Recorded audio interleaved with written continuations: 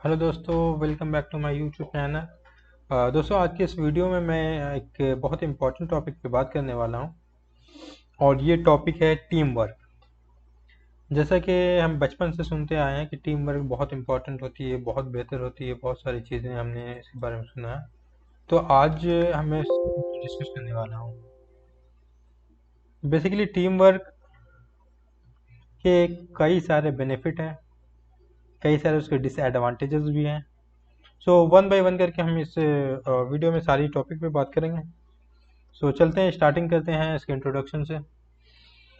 सबसे पहले मैं कंटेंट बताते चलूँ कि इस वीडियो में मैं किस किस चीज़ को कवर करने वाला हूँ।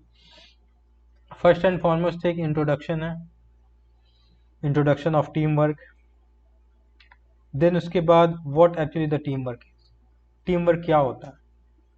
देन वी विल डिस्कस कि टीम वर्क मैटर्स क्यों करता है, हमें टीम वर्क की ज़रूरत क्यों पड़ती है वो। Then we will discuss about the building technique of effective team. हमें पता है कि किसी भी चीज़ को अगर हम उसका इफेक्टिव और ज़्यादा से ज़्यादा बेनिफिट लेना चाहें तो उसके लिए एक इफेक्टिव और प्रॉपर टीम बनाना होगा, एक स्ट्रॉन्ग टीम बनाना होगा। सो हम डिस्कस करेंगे कि एक इफेक्टिव टीम या फिर स्ट्रॉन्ग टीम कैसे बनाते हैं। उसके बाद हम डिस्कस करेंगे कि कुछ चीज़ें हैं जो फेल होती है टीम्स में। जब भी एक्चुअली ऐसा नहीं कि हर जगह चीज़ें सक्सेस होती है, कई जगह फेल भी हो जाता है। तो उसका रीज़न हम जो मोस्टली रीज़न है जो वाइड में आप उसको काउंट कर सकते हैं, वो चीज़ हम डिस्कस करेंगे। देन उसके बाद हम इसमें बात करेंगे उसके एडवांटेजेस एंड डिसएडवांटेजेस की। बेनिफिट एंड एडवांटेजेस के बाद हम उसके डिसएडवांटेजेस पे डिस्कशन करेंगे, उसके बारे में आपको डिफाइन करेंगे। And finally we will come to the conclusion, इस वीडियो के कंक्लूजन पे पहुंचेंगे। सो हम शुरू करते हैं इंट्रोडक्शन से। Basically what actually team work, team work एक ऐसा ग्रुप ऑफ पीपल के साथ बना होता है, एक टीम बनता है या ग्रुप ऑफ पीपल जिसमें होते हैं, जो सब लोग मिल के काम करते हैं फॉर अचीविंग अ पार्टिकुलर गोल। एक एक पार्टिकुलर गोल को अचीव करने के लिए कई तरह के लोग या फिर एक group of people together work करते हैं, तो उससे जो टारगेट उसका अचीव होता है वो काफ़ी एफिशिएंशियल होता है, वो काफ़ी एफिशिएंट वे में होता है। इसलिए टीम वर्क हम कहते हैं। बेसिकली जो इंट्रोडक्शन है वो ये है कि जब ग्रुप ऑफ पीपल एक साथ मिल के किसी एक पार्टिकुलर गोल को अचीव करने के लिए काम करते हैं तो इसे टीम वर्क कहते हैं। इसके दूसरे पोजीशन पे हम जाएं या फिर दूसरे डेफिनेशन पे हम कह सकते हैं जाएं, तो हम बात करेंगे कि इसका बिजनेस में क्या रोल होता है। ये बिजनेस में एक बहुत बड़ा बहुत इम्पोर्टेंट रोल प्ले करता है, बिकॉज क्योंकि इसमें जो कलीग होते हैं सारे लोग एक टीम की तरफ वर्क करते हैं, और ये अगर सारे लोग एक साथ मिल के अपना 100% दें तो वो फिर उसका जो ओवरऑल फाइनल रिजल्ट होता है वो इंडिविजुअल से कई गुना ज़्यादा होता है। That is why it's important in a business organisation specially. Now अब बात करते हैं कि टीम वर्क है क्या, व्हाट एक्चुअली टीम वर्क है। पहले हम टीम वर्क के बारे में जानने से पहले हम उसके कंसेप्ट में आते हैं कि टीम वर्क जो है उसका एक्चुअल कंसेप्ट क्या होता है। So as a so the concept is seen within the greater frame of work framework of a team, which is a group of interdependent individuals who work together towards a common goal। Basically इसका main concept ये होता है कि ये एक बड़े framework में काम किया जाता है। अगर आप छोटे किसी एक नॉर्मल टास्क के लिए आप एक टीम असाइन करोगे, फिर उसका प्रॉपर तरीके से करोगे, प्रोफेशनल तरीके से, तो आपको जो बेनिफिट है वो बेनिफिट से ज़्यादा लॉस हो जाएगा, क्योंकि उसमें टाइम ज़्यादा लगेगा, उसको फिर मैनेज करना, उसको गाइड करना, उसको मोटिवेट करना, तो ये फिर उसका बेनिफिट कम नुकसान ज़्यादा हो जाएगा। इसलिए इसको बड़े फ्रेमवर्क में एक कॉमन गोल को अचीव करने के लिए बनाया जाता है। Now it's come to the other point, that is team work is the collaborative effort of a group to achieve a common goal or to complete a task in the most effective and efficient वे। या ये जो team work होता है, इसका main reason होता है, इसका main काम होता है, जो सारे लोग मिल के एक एफर्ट करते हैं, ग्रुप ऑफ पीपल जो होते हैं या फिर टीम होता है, टीम में जितने भी लोग होते हैं सब मिल के एक कॉमन गोल को अचीव करने के लिए ये जो प्रोसीजर होता है इसको टीम वर्क कहते हैं। अब इसके कोई भी ऑर्गेनाइजेशन में, स्पेशली जब बिजनेस ऑर्गेनाइजेशन की बात करते हैं, बेसिकली ऑर्गेनाइजेशन दो तरीके का होता है। एक होता है प्रॉफिटेबल ऑर्गेनाइजेशन, दूसरा होता है नॉन प्रॉफिटेबल ऑर्गेनाइजेशन। तो प्रॉफिटेबल ऑर्गेनाइजेशन जो होता है उसमें नॉर्मली बिजनेस सेक्टर या उससे रिलेटेड आ जाते हैं, जहां आपको प्रॉफिट चाहिए होता है, आपको लोगों को सैलरियां देनी होती है, आपको गवर्नमेंट को टैक्सेस देने होते हैं। दूसरा होता है नॉन प्रॉफिटेबल ऑर्गेनाइजेशन। नॉर्मली जो एनजीओज वगैरह होता है, प्राइवेट और ट्रस्टी वगैरह होता है, वो होता है नॉन प्रॉफिटेबल ऑर्गेनाइजेशन। तो यहाँ जो हम डिस्कस करेंगे वो चीज़ें बिजनेस ऑर्गेनाइजेशन के कंसेप्ट में उसको हम डिस्कस कर रहे हैं। सो ये what actually the teamwork, that is what I told you. Now comes to the next topic कि अगर हम एक वर्ड में डिफाइन करें या एक सेंटेंस में डिफाइन करें what actually teamwork is, so it's very simple, that's called together everyone achieves more. This means कि अगर सारे लोग एक साथ मिल के काम करेंगे तो वो ज़्यादा सक्सेस अचीव कर पाएंगे।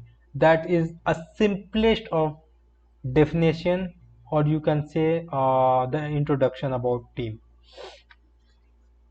अब चलते हैं उसके दूसरे पॉइंट पे कि ये टीम वर्क मैटर्स क्यों करता है, इसका बेनिफिट क्या है, इसको क्यों एक्चुअली में ज़रूरत पड़ती है। सो पहली पॉइंट है इसको, इट विल क्रिएट एनर्जी। हमारे यहाँ एक एग्जाम्पल होता है हिंदी में कि एक और एक हमेशा दो नहीं होते, कई बार 11 होते हैं, एक और एक 11 होते हैं।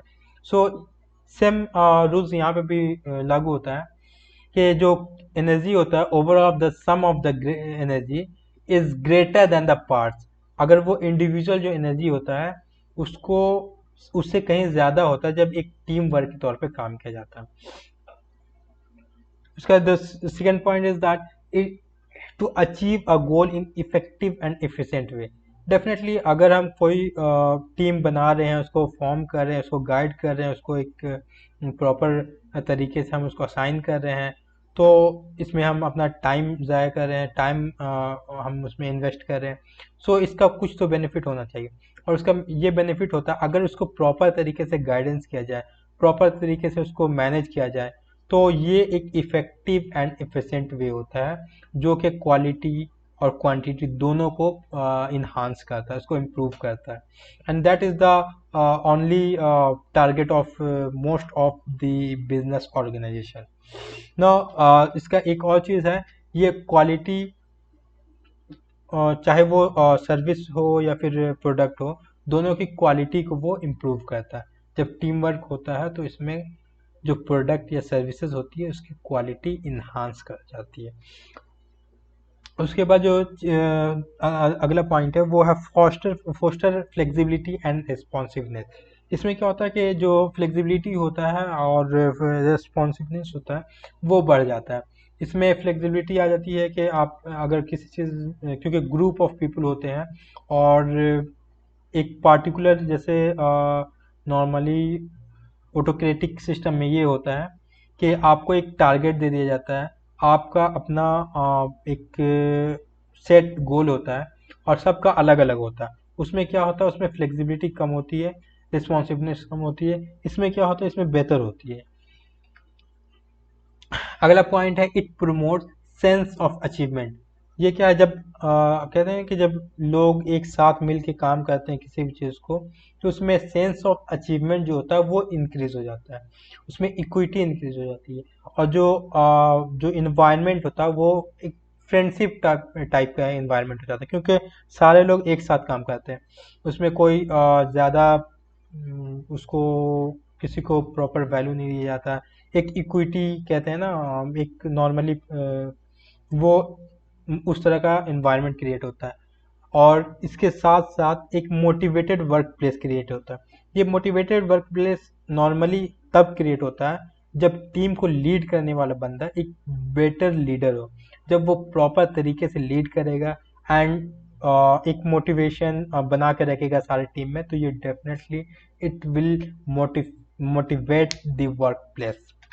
ना चलते हैं उसके अगले पॉइंट पे कि हमें पता है कि team work important, but team work important है, उससे भी ज़्यादा इम्पॉर्टेंट जो चीज़ है वो ये है कि एक अच्छा टीम होना चाहिए, तब आप टीम वर्क से जो मैक्सिमम यूज उसका बेनिफिट हो सकता है वो आप अचीव कर सकते हैं। और सो अब हम ये देखते हैं कि एक हम इफेक्टिव टीम वर्क कैसे बना सकते हैं, how can we create a strong और इफेक्टिव टीम। सो इसमें पहली चीज़ जो है वो कम्युनिकेशन बैरियर कहीं नहीं होना चाहिए। अगर कम्युनिकेशन बैरियर है तो डेफिनेटली ये एक स्ट्रॉन्ग टीम तो नहीं बन सकती या फिर इफेक्टिव टीम नहीं बन सकती। तो कम्युनिकेशन के जितने भी बैरियर है उसको ख़त्म करना होगा और उसको एक स्मूथ और प्रॉपर कम्युनिकेशन होना चाहिए। The other point is that is problem solving. जब एक टीम होती है, जब भी हम किसी एक प्रोजेक्ट को डील करते हैं, उसको हम एग्जीक्यूट करते हैं, उसको इम्प्लीमेंट करते हैं, तो उसमें कई सारा प्रॉब्लम आती है। सो प्रॉब्लम सॉल्विंग के लिए एक प्रॉपर तरीका होना चाहिए, उसका एक गाइडेंस होना चाहिए। इसके लिए जो सबसे अहम चीज़ है वो ये है कि जो भी टीम के मेंबर्स है उसका रेगुलर प्रमोशन होना चाहिए, उसका रेगुलर एक मोटिवेशन होना चाहिए, गाइड होना चाहिए, कोचिंग होनी चाहिए। उससे क्या है, जैसे जैसे चीज़ें बेहतर होगी वो प्रॉब्लम सॉल्विंग बेहतर होगी, और ये बहुत ही इम्पॉर्टेंट है। तीसरा पॉइंट है वो है नेगोशिएशन, कि जब भी एक प्रोजेक्ट कंप्लीट होता है या फिर उसको एग्जीक्यूट किया जाता है कई जगहों पे वो नेगोशिएशन किया जाता है, और ये बहुत ही इम्पॉर्टेंट पॉइंट होता है। अगर आप एक टीम ऐसा टीम बनाना चाह रहे, एक स्ट्रॉन्ग टीम बनाना चाहते हैं जो आपकी जो टारगेट है, आपके जो गोल है उसको प्रॉपर तरीके से अचीव करे in a proper efficient and effective way. उसके बाद चीज़ें आती है ये है ट्रस्ट। स्पेशली जब ऑटोक्रेटिक सिस्टम में जब हर एक ग्रुप को या फिर एक डिपार्टमेंट को उसकी रिस्पॉन्सिबिलिटी दी जाती है, तो उसमें क्या होता है कि एक जो डिपार्टमेंट होता है वो सिर्फ अपना रिस्पॉन्सिबिलिटी लेता है, लेकिन जब एक टीम बनता है, एक ग्रुप ऑफ लोगों का टीम बनता है, तो उसमें ट्रस्ट बहुत इंपॉर्टेंट होता है, क्योंकि इसमें एक बंदे का रिस्पॉन्सिबिलिटी नहीं होती, पूरे ग्रुप की रिस्पॉन्सिबिलिटी होती है, तो इसमें ट्रस्ट बहुत ही ज़्यादा मायने रखता है। उसके बाद एक दो चीज़ें और है जो लाइक रिलेशनशिप बेहतर होनी चाहिए, जितने भी मेंबर्स हैं उनके बीच ऑनेस्टी होनी चाहिए, पंक्चुअलिटी होनी चाहिए, स्किल्स वगैरह होनी चाहिए। इसके बाद हम डिस्कस करेंगे कि जो टीम होती है, इनफैक्ट के कुछ स्ट्रॉन्ग टीम होने के बाद भी वो फेल क्यों हो जाती है। सो टीम इस वजह से फेल हो जाती है, उसका जो फर्स्ट रीज़न होता है वो लैक ऑफ विज़न होता है, कि जब आपके पास कोई एक विज़न नहीं है, कोई मिशन नहीं है, कोई टारगेट नहीं है, कोई गोल नहीं है, तो डेफिनेटली आप जो प्रॉपर वे है, प्रॉपर उसका जो टारगेटेड रोड मैप है, आप उससे दूर निकल जाओगे, उससे अलग हो जाओगे। सो ये एक रीज़न होता है। दूसरा ये होता है कि कोई भी बंदा रिस्पॉन्सिबिलिटी नहीं लेता, कोई भी एक सिंगल बंदा इसमें रिस्पॉन्सिबल नहीं होता, एक ग्रुप रिस्पॉन्सिबल होती है, कि चाहे वो अच्छा हो या फिर वो रिजेक्ट हो जाए या फिर एक्सेप्ट हो जाए, या फिर वो बेहतर तरीके से काम करे या फिर बेहतर ढंग से काम ना कर पाए। तीसरी चीज़ है कन्फ्लिक्ट बिटवीन पर्सनैलिटी। हाँ, ये चीज़ होता है कि ग्रुप में जब इक्विटी नहीं होती है, उसको तमाम लोगों को एक प्रॉपर एक एक नज़रिए से नहीं देखा जाता है, तो उसमें कन्फ्लिक्ट आ जाती है, जो कि इस टीम को फेल, जो उसमें जो इंटरेस्ट होता है, जो मेन टारगेट होता है, उसमें थोड़ा सा एक ऑब्स्ट्रक्शन टाइप का आ जाता है। उसके बाद है पावर स्ट्रगल। ऐसा होता है अक्सर कि जब टीम होती है उसमें लोग चाहते हैं कि हम अपनी कम से कम रिस्पॉन्सिबिलिटी निभाए, हमारे ऊपर रिस्पॉन्सिबिलिटी कम हो, हमें कम काम करना पड़े।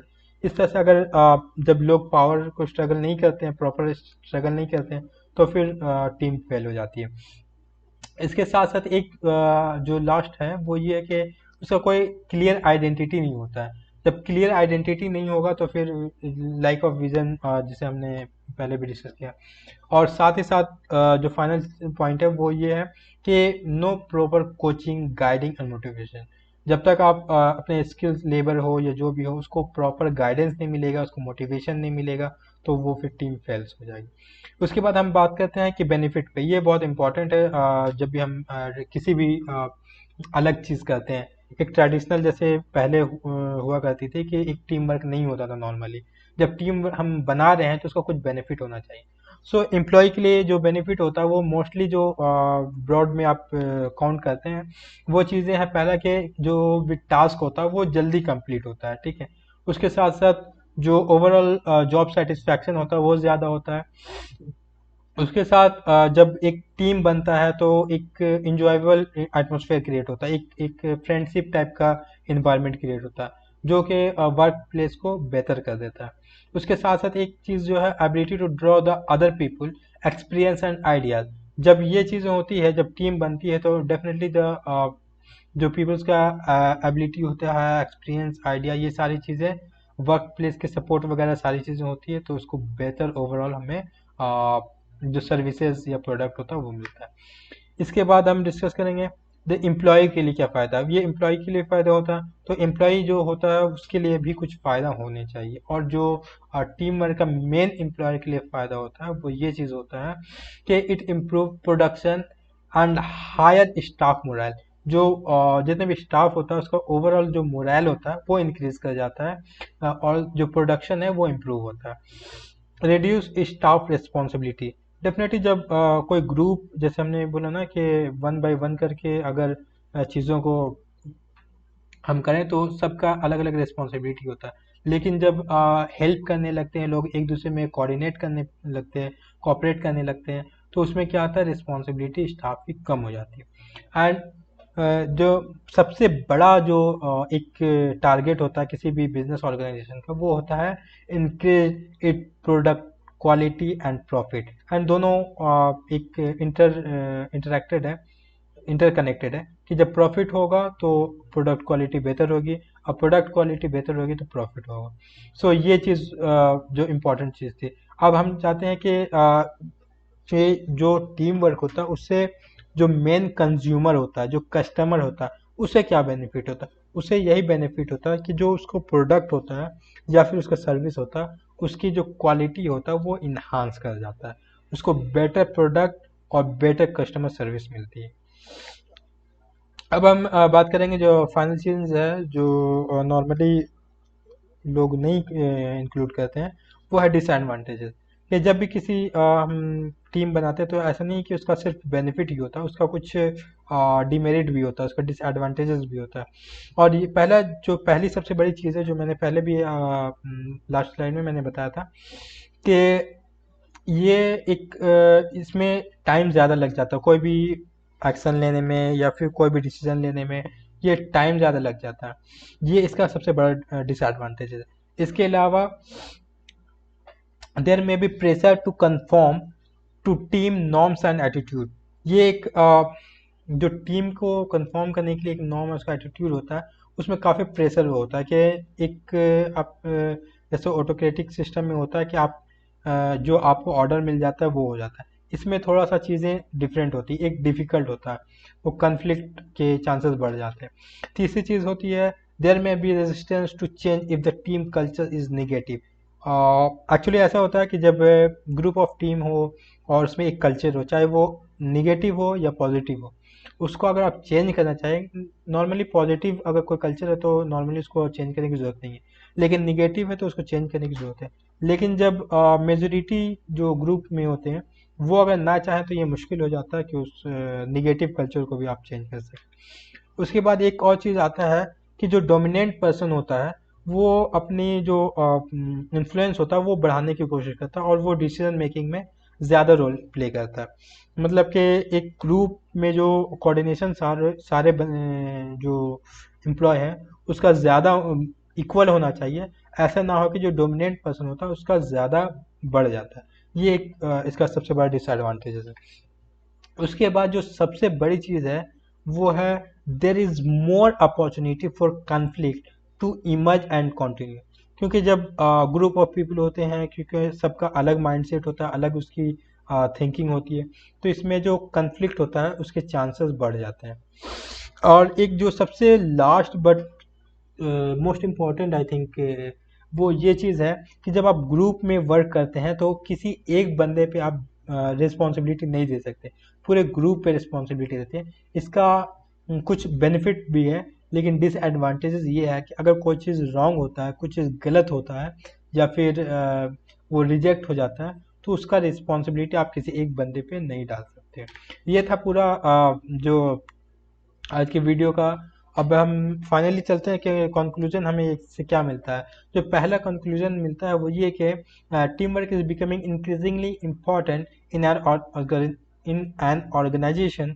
एक ऑर्गेनाइजेशन में टीम वर्क बहुत बड़ा रोल प्ले करता है। And as long as teams are formed, manage and implemented effectively, अगर उसको प्रॉपर तरीके से मैनेज किया जाए, उसको क्रिएट किया जाए, एक जो हमने टेक्निक बताया है कि जिस तरीके से हम स्ट्रॉन्ग टीम बिल्ड कर सकते हैं, उस टीम बिल्ड किया जाए, उसको प्रॉपर तरीके से मैनेज किया जाए, उसको एक शेड्यूल और उसके पूरा प्रॉपर तरीके से इम्प्लीमेंट किया जाए, तो definitely it can be a source of competitive advantage in terms of increased employee satisfaction, creativity, and innovation. Also, it will increase the customer satisfaction, improve the quality of the product or services. And also, if the team are assigned in inappropriate tasks, are managed ineffectively, or not provided the adequate support, resources, and autonomy to carry out their tasks, then the effect of teamwork can be negative. Definitely जो चीज़ हमने पहले discuss किया कि एक अच्छी team होनी चाहिए, उसका प्रॉपर गाइडेंस होना चाहिए, उसका प्रॉपर सपोर्ट होना चाहिए मैनेजमेंट की तरफ से, उसका मैनेजमेंट स्ट्रांग होना चाहिए, उसको प्रॉपर ट्रेनिंग और मोटिवेशन वगैरह मोटिवेट करना चाहिए। अगर इस तरीके से चीज़ें नहीं की जाएगी तो फिर इसका जो ओवरऑल रिजल्ट होगा वो निगेटिव होगा। अब हम चलते हैं इसका जो समरी हमने डिस्कस किया। पहले हमने इंट्रोडक्शन के बारे में जाना, what actually team work is, then why team work matters, then we come to the point, then how to make or create a effective team or strong team. now then उसके बाद हमने discuss किया चीज़ें वो थी कि कई जगह पे टीम्स फेल क्यों हो जाती है। नॉर्मली तो इसका अच्छे रिजल्ट आते हैं ओवरऑल, बट कई जगहों पे फेल हो जाती है। उसके साथ हमने एडवांटेजेस एंड डिसएडवांटेजेस के बारे में डिस्कस किया। एंड फाइनली कंक्लूजन ये है कि अगर आप प्रॉपर तरीके से टीम को मैनेज करते हो, एक टीम बिल्ड करते हो, उसको प्रॉपर तरीके से गाइड करते हो, मोटिवेट करते हो, तो ओवरऑल रिजल्ट बेहतर होगा। और अगर ऐसा नहीं होता है तो इसके जस्ट काउंटर होगा और रिजल्ट निगेटिव होगा। सो ये आज की वीडियो में पूरी चीज़ें थी। होप आपने एंजॉय किया और चीज़ें आपको समझ में आई। अगर if you think any point you we did not discuss in this video, so leave your comment on my comment box. I will try my best to answer all your comment. Thank you for having with me. It's a very good to be with you. Thank you. This is Shadab signing off.